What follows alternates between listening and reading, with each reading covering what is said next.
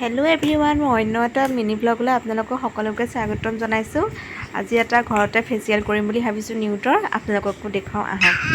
আৰু এটা কথা, মই কিন্তু মেকআপ আৰ্টিষ্ট নহয় দেই। এয়া দেখিছে নহয়, ল'ৰা খেলি আছে, তাৰ মাজতেতো কৰিবই লাগিব নিজে ভাল পোৱা কামবোৰ। চাওঁ আহক। প্ৰথম ষ্টেপটো হৈছে আপোনাৰ ক্লিনজিং মিল্ক, মানে প্ৰথমে মুখখন চাফা কৰি ল'ব। তাৰপিছত স্ক্ৰাব আছে ছেকেণ্ড ষ্টেপটো। স্ক্ৰাব 10 মিনিটমান কৰিব, 10 মিনিটমান কৰিব পাৰিলে ভাল আৰু লাহে লাহে। তাৰপিছত থাৰ্ড ষ্টেপটো হৈছে আপোনাৰ মাছাজটো কৰিব 10 মিনিটমানেই কৰিব লাগে লাহে লাহে। আৰু এটা কথা, আপোনালোকে ডিঙিটো মাছাজ কৰিব দেই। ডিঙিটো মানে গোটেই ফেচিয়েলটো ডিঙিত কৰিলেও ভাল।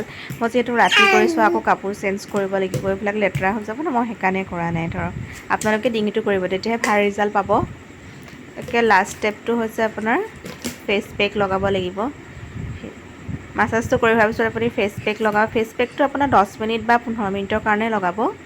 লগাৰ পিছত একদম লাষ্টত আপোনাৰ ধুই দিব, ভাল পানীৰে ধুই দিয়াৰ পিছত আপোনাৰ চিৰাম আছে। একে লাষ্ট ষ্টেপটো ছানস্ক্ৰীম আছে। ছানস্ক্ৰীমটো নলগালেও হ'ব যিহেতু ৰাতি, আৰু আপোনালোকৰ কথা, মই ৰাতি কৰিছোঁ যেতিয়া ছানস্ক্ৰীমটো নলগালেও হৈ যাব ন।